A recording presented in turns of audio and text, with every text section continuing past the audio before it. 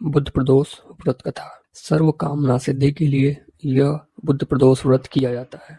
इस व्रत कथा को सुनने के पहले इस व्रत की 3 मुख्य बातें जो कि इसकी पूजा विधि में सबसे विशेष हैं वो जानना जरूरी है। पहला है कि इस व्रत में दिन में केवल एक बार भोजन करना चाहिए।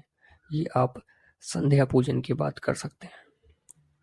इसमें हरी वस्तुओं का प्रयोग किया जाना बहुत जरूरी है।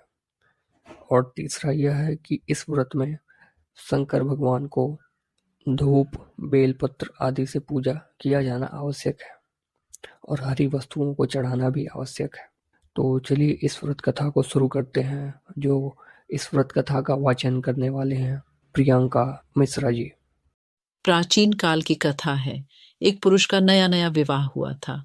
वह गौने के बाद दूसरी बार पत्नी को लिवाने के लिए अपनी ससुराल पहुंचा और उसने सास से कहा कि बुधवार के दिन ही पत्नी को लेकर अपने नगर जाएगा।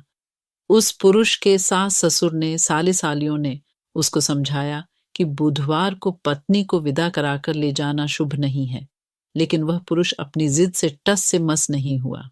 विवश होकर सास ससुर को अपने जमाता और पुत्री को भारी मन से विदा करना पड़ा। पति पत्नी बैलगाड़ी में चले जा रहे थे। एक नगर के बाहर निकलते ही पत्नी को प्यास लगी। पति लोटा लेकर पत्नी के लिए पानी लेने गया। जब वह पानी लेकर लौटा तो उसके क्रोध और आश्चर्य की सीमा न रही, क्योंकि उसकी पत्नी किसी अन्य पुरुष के लाए लोटे में से पानी पीकर हंस हंसकर बतिया रही थी। क्रोध में आग बबूला होकर वह उस आदमी से झगड़ा करने लगा, मगर यह देखकर आश्चर्य की सीमा न रही कि उस पुरुष की शक्ल उस आदमी से हूबहू मिलती थी। हम शक्ल आदमियों को झगड़ते हुए जब काफी देर हो गई तो वहां आने जाने वालों की भीड़ एकत्र हो गई। सिपाही भी आ गया। सिपाही ने स्त्री से पूछा कि इन दोनों में से कौन सा आदमी तेरा पति है? तो वह बेचारी असमंजस में पड़ गई, क्योंकि दोनों की शक्ल एक दूसरे से बिल्कुल मिलती थी। बीच राह में अपनी पत्नी को इस तरह लुटा देखकर उस पुरुष की आंख भर आई। वह शंकर भगवान से प्रार्थना करने लगा कि हे भगवान, आप मेरी और मेरी पत्नी की रक्षा करो। मुझसे बड़ी भूल हुई जो मैं बाढ़वार को पत्नी को विदा करा लाया। भविष्य में ऐसा अपराध कदापि नहीं करूंगा।